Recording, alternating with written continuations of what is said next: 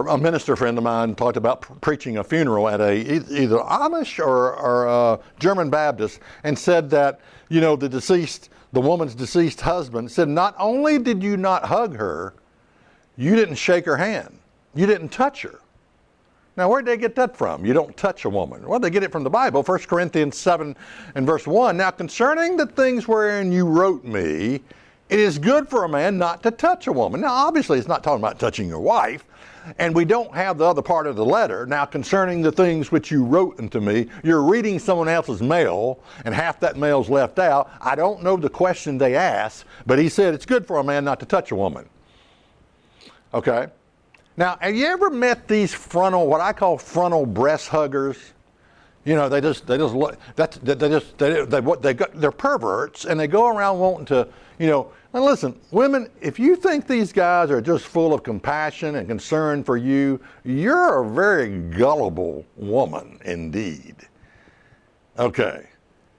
Now there are exceptions about hugging, you know.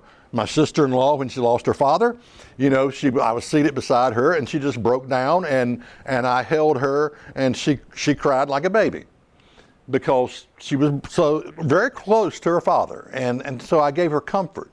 Another time, I was driving down the road, and a young girl had wrecked her car, and I got there just at the time, and I said, "Are you okay?" And she said, "Well, I think so." I put my hand on her shoulder, and she just broke down, and I held her, and I said, "Look, you can get in my truck. The truck's warm." It was cold outside. "The truck is warm until your father gets here." But usually I don't hug women, you know. If I do hug a woman, it's like a shoulder hug, like this, okay. But these guys who are just, you know, getting their rocks off by hugging, you know, I tell you what you need to do, guys. Listen, you know the type of guy I'm talking about, the frontal breast hugger. You know, you're in the funeral line, and here he comes, you know. He's so brokenhearted about your wife or whatever, just lost her, whoever, you know.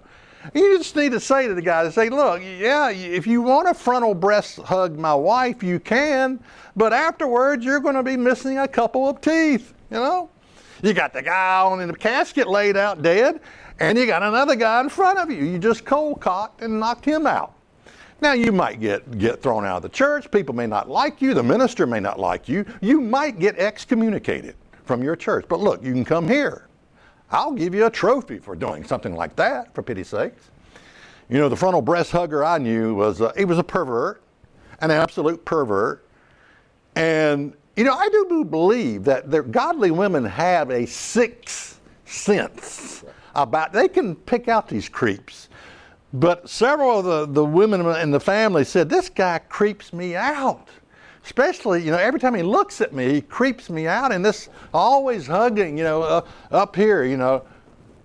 Check us out on the web at isthatreallyinthebible.com.